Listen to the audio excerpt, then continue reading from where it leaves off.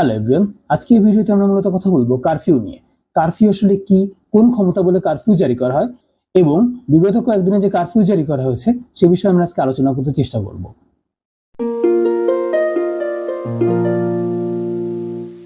প্রথমত, কারফিউ আসলে কি? এই কারফিউ শব্দটার উদ্ভব একটি ফ্রেঞ্চ শব্দ থেকে। বর্তমানে এই কারফিউর বাংলা অর্থ হলো সন্ধ্যা আইন।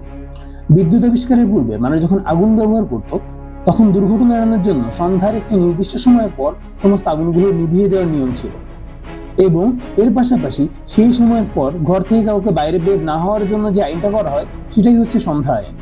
যাই হোক, এটা তো ছিল কারফিউর ইতিহাস, কিন্তু বর্তমানে বাংলাদেশে যে কারফিউ জারি করা হয় এটা আসলে বিশেষ ক্ষমতা আইন 1974-এর ক্ষমতা বলে জারি করা হয়।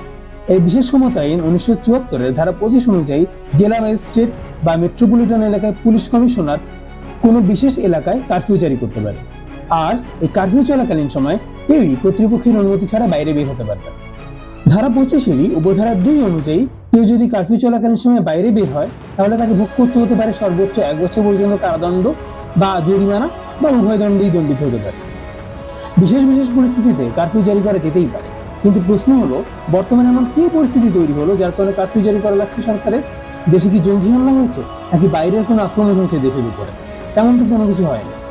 খুব অবাক করার ব্যাপার, একটি স্বাধীন দেশের সরকার নিরস্ত্র নিরপরাধ সাধারণ স্টুডেন্টদেরকে দমন করার জন্য কারফিউ জারি করছে। সরকার কারফিউ জারি করতেই পারে, এটা সরকারের অধিকার, কিন্তু কেন সেই কারফিউটা জারি করা হচ্ছে? আমার মনে হয় এই অ্যাকাউন্টেবিলিটির জায়গাটা সরকারের থাকা উচিত জনগণের কাছে।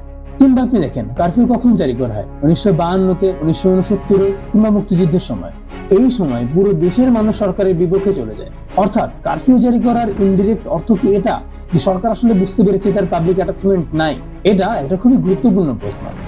তাছাড়া কারফিউ চলাকালীন সময় আপনি যদি বাইরে বের হন তাহলে আইন অনুযায়ী আপনাকে কিন্তু কারাদণ্ড বা অর্থদণ্ড দেওয়ার বিধান আইনে রয়েছে। কিন্তু সেখানে যখন সরকারের খুব দায়িত্বশীল জায়গা থেকে বলা হয় দেখা মাত্রই গুলি করার কথা, এটা আসলে রাইট টু লাইফের ভায়োলেশন, অর্থাৎ সরকার নিজেই কনস্টিটিউশনের ভায়োলেশন করছে। এই আইনে কোথাও বলা নেই সশস্ত্র বাহিনী দেখা মাত্রই গুলি করতে পারবে বা সংবিধান লঙ্ঘন করে রাষ্ট্রের নাগরিকের রাইট টু লাইফ ভায়োলেট করতে পারবে। সুতরাং এমন মন্তব্যের জন্য এই সরকারের জবাবদিহিতা করা অবশ্যই প্রয়োজন। যাই হোক, কারফিউ জারি করে কি এই যে সাধারণ মানুষের যে চাওয়া, তাদের যে সুবিচার চাওয়া, এটা কি দুনিয়া রাখা যাবে? কি অদ্ভুত একটা ব্যাপার। আমার দেশে আমার সরকার আমাকে কারফিউ জারি করে ঘরে বসিয়ে রাখছে। এমনকি আমি আমার কোনো নিত্য প্রয়োজনীয় জিনিস আনার জন্য যদি বাসার বাইরে যাই, সেক্ষেত্রে পুলিশ, বিজিবি, আর্মি আমার কিনা টাকা দিয়ে আমাকে গুলি করে দিচ্ছে। অথবা আমাদেরকে সাধারণ জনগণকে দেখে নেওয়ার জন্য একটা বিশেষ বাহিনী তো আছেই। এই পরিস্থিতিতে আপনি কারফিউ মেনে ঘরে বসে থাকবেন কি থাকবেন না সেটা নিতান্ত আপনার ব্যক্তিগত ব্যাপার, কিন্তু শুধুমাত্র বাসায় বসে থাকলেই যে আপনার রাইট টু লাইফ এনশিওর হবে এটা ভাবাটা কিন্তু বোকামি। কেননা বাসায় বাসায় গিয়ে গুলি করা, বাসার থেকে মানুষকে তুলে নিয়ে যাওয়া, এরকম এক্সাম্পল কিন্তু আমরা গত কয়েকদিনে অনেকবার দেখেছি। সবশেষে কেবল একটা কথাই বলতে পারি, যদি তুমি ভয় পাও তবে তুমি শেষ, যদি তুমি রুখে দাঁড়াও তবে তুমিই বাংলাদেশ। দেখা হচ্ছে নেক্সট ভিডিওতে। সে পর্যন্ত ভালো থাকবেন, সুস্থ থাকবেন আর নিজের অধিকার নিয়ে সোচ্চার থাকবেন। খোদা হাফেজ।